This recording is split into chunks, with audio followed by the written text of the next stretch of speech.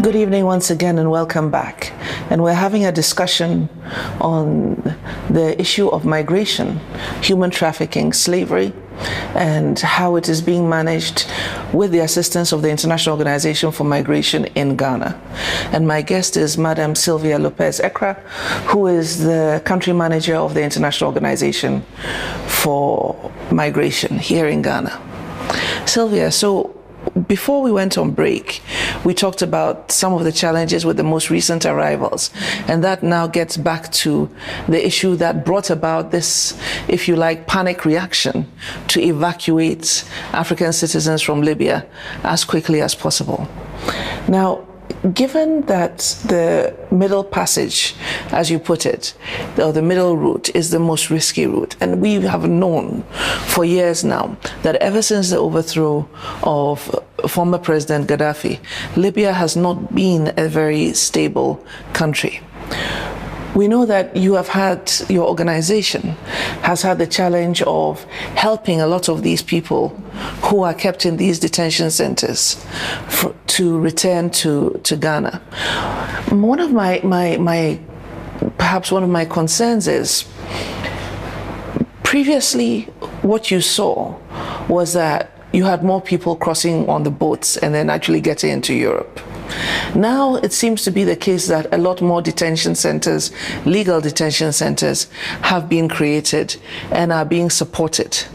And people who attempt to travel across the Mediterranean, once their vessels are caught, a lot of them are returned back into exactly those detention centers.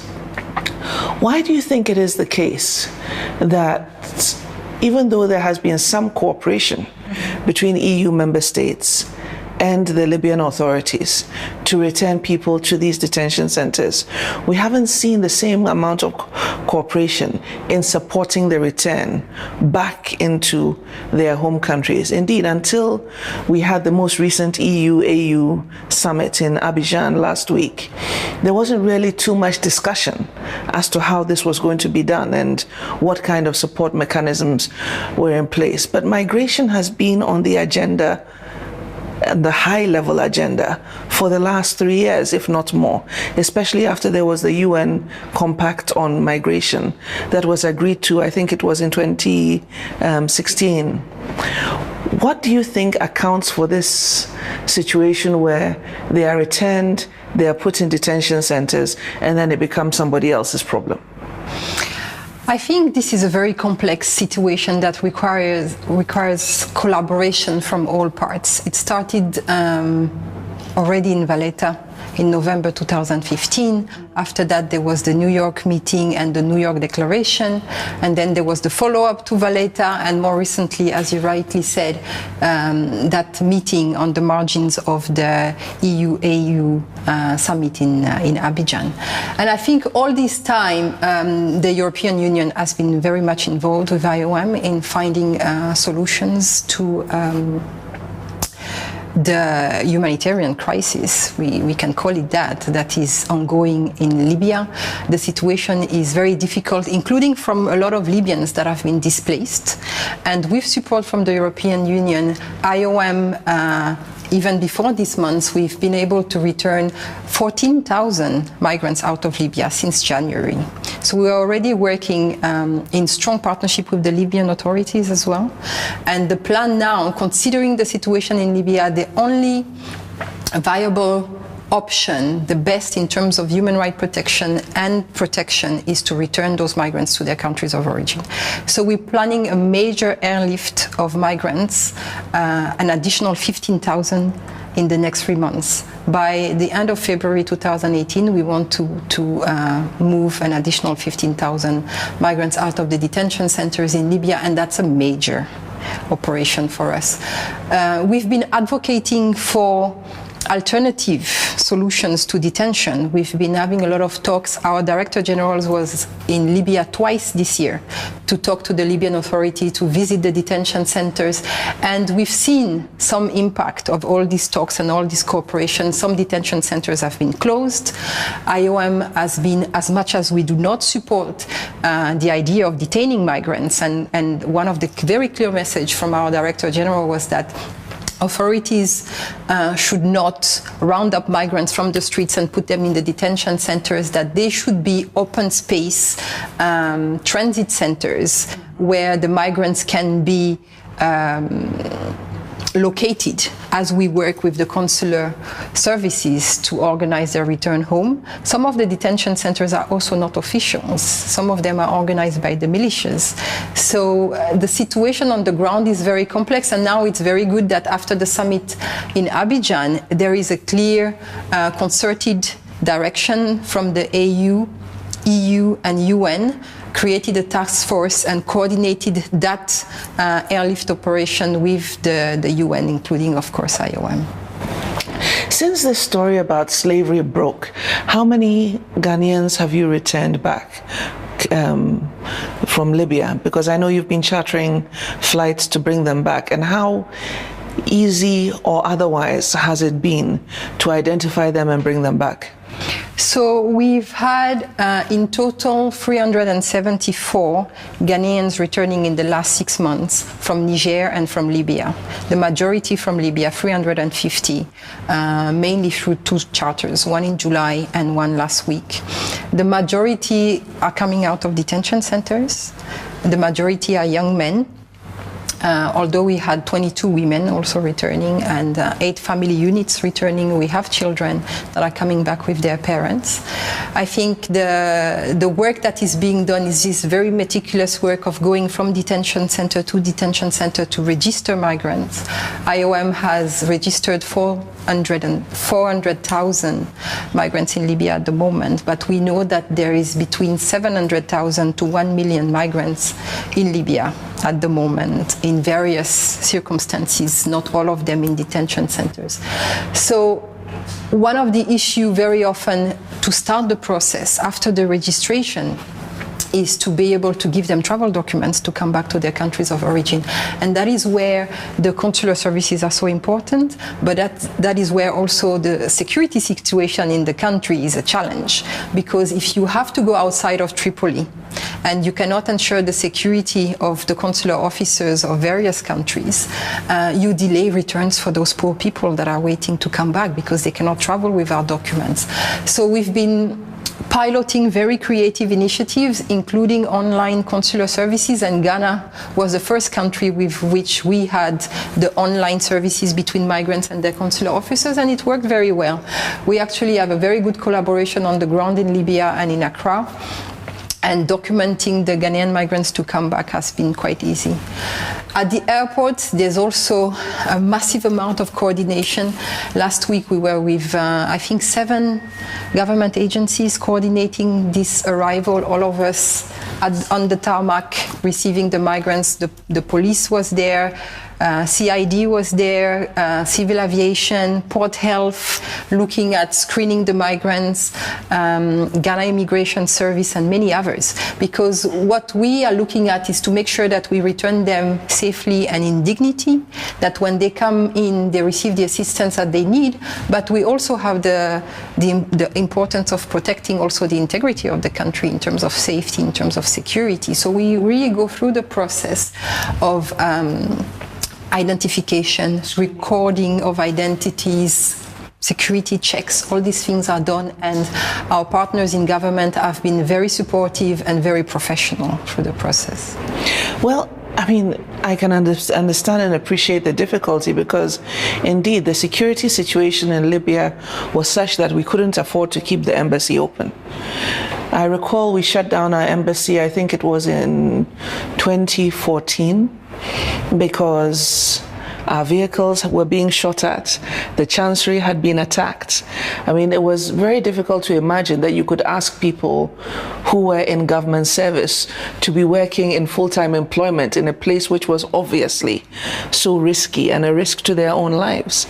And that brings me to the issue of risk.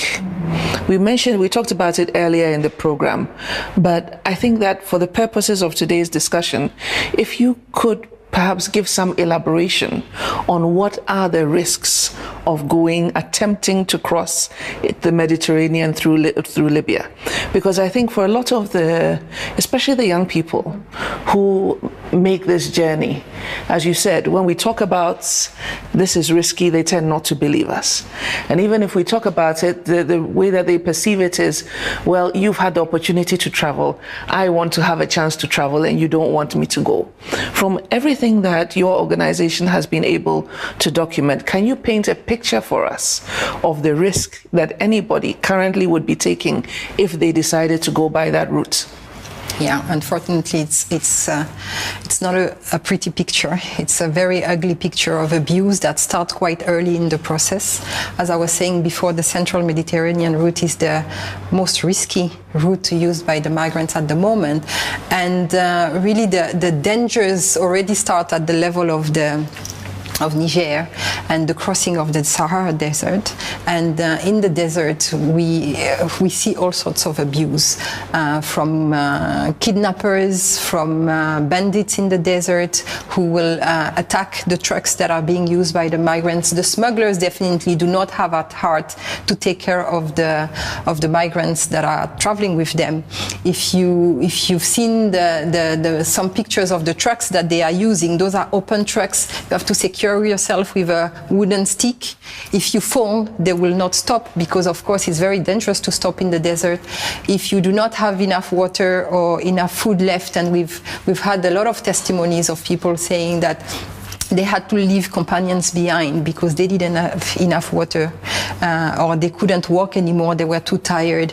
So it's extremely physical, it's extremely dangerous. The extortion that goes along the way, there is what the migrants themselves, I think it's very, you see the distance that they put between the harsh reality and the way they express it. What they call the West African Bank is basically that they have to hide money into their private parts because of the gangs that are attacking them looking for money. And if you no longer have money, your trip ends, but it makes you even more vulnerable. So migrants have been very ingenious in hiding money. And unfortunately, the attackers and the gangs know about this. So very often the first thing when they round them up is that they're going to search the women in their private parts. The men are also searched and they're given laxatives to expel the money. And there's a lot of sexual abuse along the route. You see very often women that are arriving at the end part. Some of them are pregnant. It's a result of rape, or sometimes you have to find a companion because it's to protect you. Or some of them may even try to get pregnant on purpose because it protects you a little bit from sexual abuse. So the situation is really bad. When they arrive, as I was saying before, there's a lot of kidnapping going on, and we've seen some videos even on social media of the kidnappers sending some of the videos to some of the families saying, look at what is happening to your family members. It has been on social media, and there was actually a call from our Director General asking for the big media groups and the big social media platforms to also play their role so that they are not used to show such things.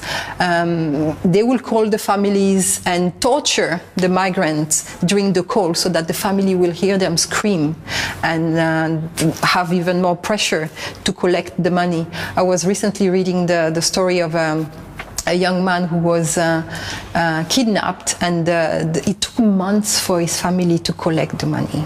At the end, they had to sell the family house, and during all these months, he was being tortured and kept in a house. And some of them, if the family can't pay, they are sold. That's also why the whole slavery thing started. Slavery market and slave-like conditions have started, because it's really migrants are passing from hands to hands, depending on the needs and depending on what is going to be more lucrative for the kidnappers and for the criminal networks. So it is really dangerous. And the boats, for those who will manage to get money to go on those boats, they're unseaworthy for most of them. I mean, those are dinghies. We see that a lot of the sub-Saharan Africans, they constitute a big chunk of the deaths on the Mediterranean Sea, because often they are the ones who have less money to pay their way on the best boats. A lot of the time they don't know how to swim. So if there's the slightest problem, that's it. They don't have life vests. Life jackets. They very often no captain on those boats. They would ask someone who has a little bit of experience with sometimes just driving a motorbike, and then you'll get a discount on the fare if you become the captain and you're given this, how do you call it, that is showing the north-south part. Compass. The compass, exactly. Thank you very much. They will give you that and that's it. The smugglers themselves are not going on the boats. They never go on the boats. So we see now even they will not put enough fuel for you to reach Italy, because they're counting on the rescue operations to catch you at some point.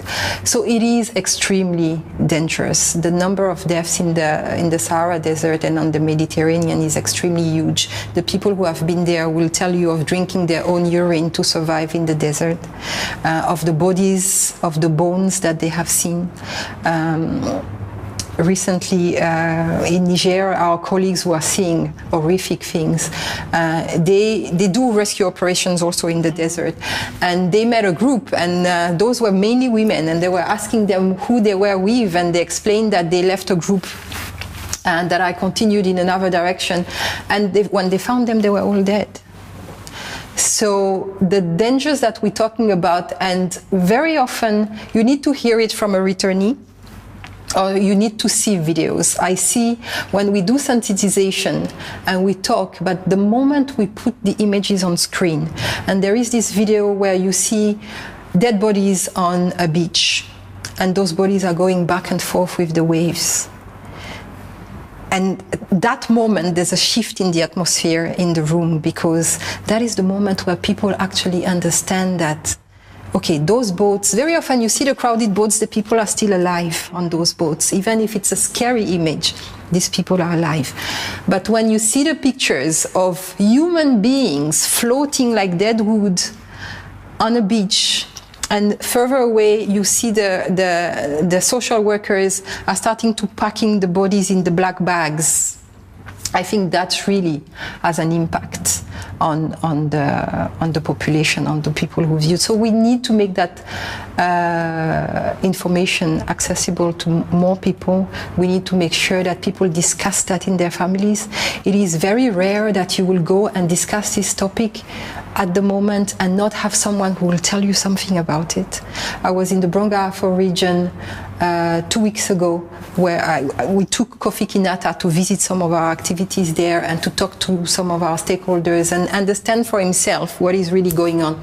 Although he's very familiar with the situation in Takoradi and he knows people, some of his friends who have tried to go, who have died, so he was so excited when we approached him to work with us.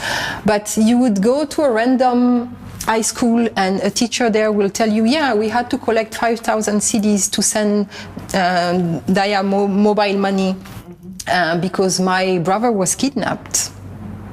Or someone else will tell you, my senior brother, someone really established in society in that region, will tell you, my senior brother just passed in Libya.